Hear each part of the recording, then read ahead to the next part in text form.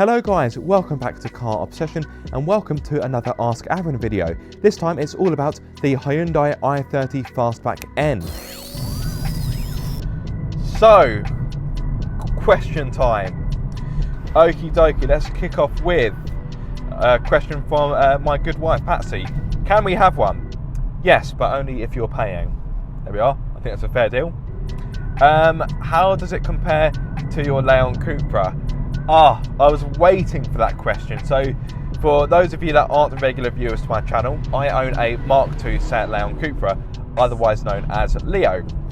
Now he has a stage 1 remap, he's on iBark lowering springs, he's got a short shifter. What other mods has he got? Oh, of course, he's got a Cobra non-resonated exhaust. How could I forget about that?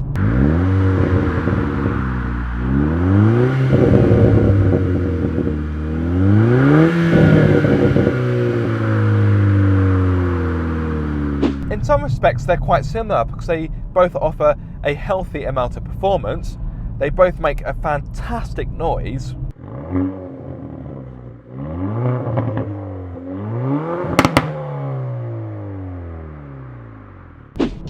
So in that respect they are quite similar. But of course this is a more modern car. I've got more mod cons. I've also got variable dampers so I can change how soft or firm I want the ride. I think this looks better. So it's a difficult one. This has also got the eLSD as well, whereas Leo hasn't got anything like that. It's quite basic, quite primitive. So it's really difficult. I'd love, I should be loyal and say, of course, I'd have Leo every day. But this car is so good that, unfortunately for Leo, I think I'd rather have this.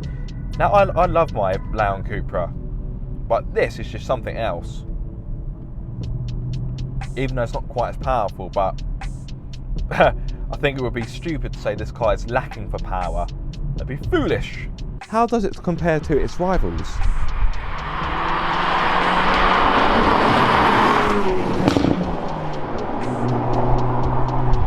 How does it compare to its rivals? Well, in regard to the Golf GTI and the Leon Cupra, I have driven those cars, but admittedly it was a very long time ago, so it's difficult to draw comparisons for a car that I've only got slight memories of, if that makes sense. So, with that in mind, I'm going to compare this to an FK8 Honda Civic Type R or the brand new Ford Focus ST, both of which I've driven relatively recently, although the Civic Type R was a bit of time ago. But anyway, I digress. Now, this makes a better noise compared to the Civic Type R, but the Civic Type R is more focused in the way how it drives, and I'd say it's a bit more of a driver's car. It's not to say this car isn't a driver's car, but the Type R is just so focused. It kind of has one primary purpose, and that's to be as quick as possible and to be as quick around corners as possible. So and the Focus ST is also a very good car to drive. I love the Recaro bucket seats in it. They're set nice and low.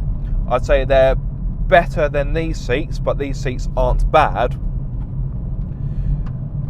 But importantly, this car, well, if we're talking about the hatchback version, the i30N hatchback is cheaper than both cars, and you get a very good specification of kit. So if I had to choose between this, a Civic Type R, or a Focus ST, I would genuinely be stuck, because I love all three cars. It'd be like having 3 children and having to decide which is your favourite. You can't really do that. What's the MPG like? Really? You want to know about MPG? Out of all of the things on this car, you want to know about fuel economy? You must be great fun at dinner parties. I'm joking, don't take any offence, but yeah, fuel economy isn't exactly a sexy subject. Anyway, that aside, I will of course answer your question. So on a combined run, Hyundai states, I almost said Honda then, Hyundai states that this car is good for 34 mpg, and I've been getting, well, I'm doing 32.7 right now, which is very impressive, bearing in mind I've driven this car pretty hard all week. So yeah, that's good.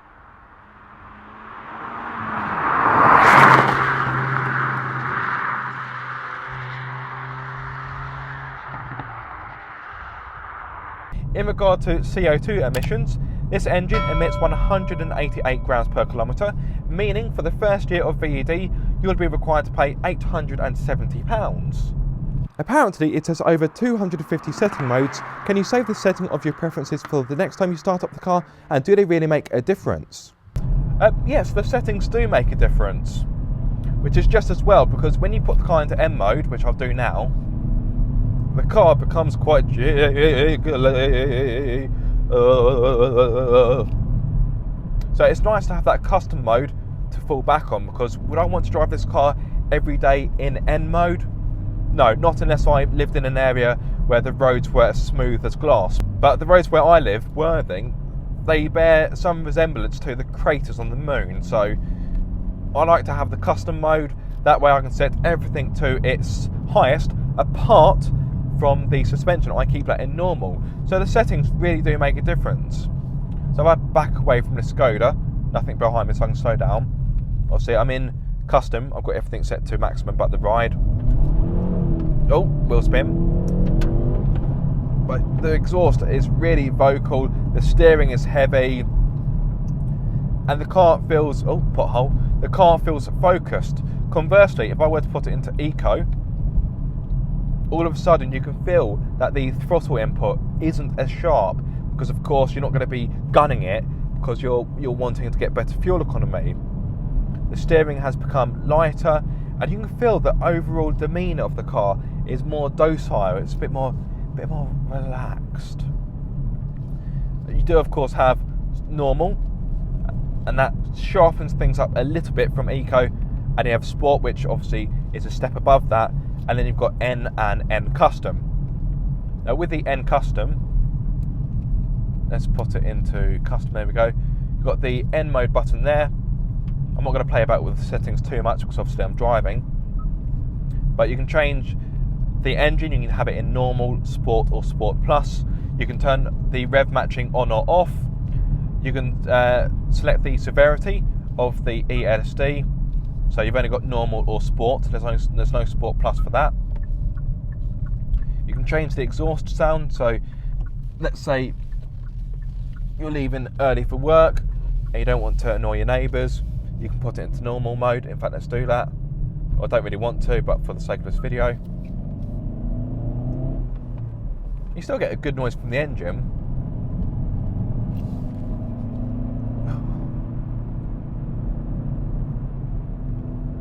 Sorry, I just want to enjoy this bit of road. You'll have to excuse me.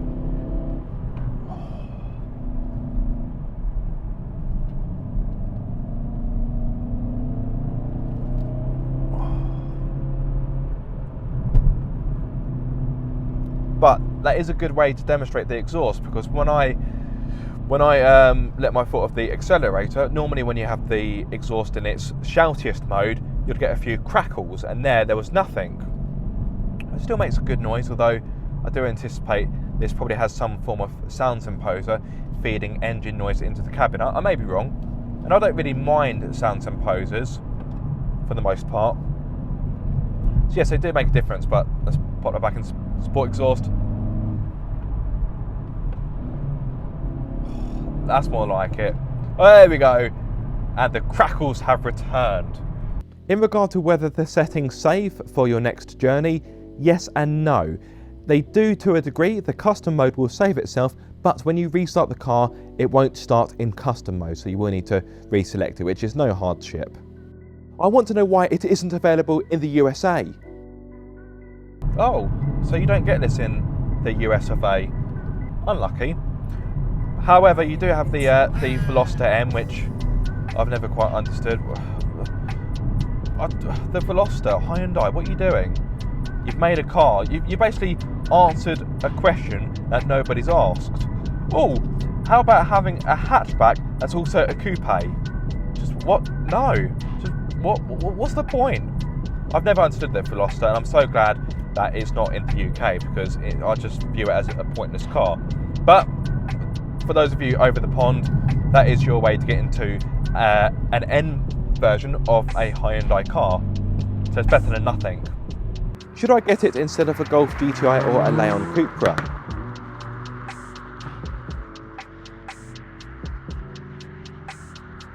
That, good sir, is a very good question.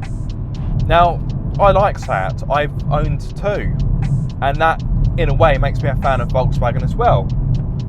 However, despite that, if it were my money and I had to choose between the three cars, I would probably go for this.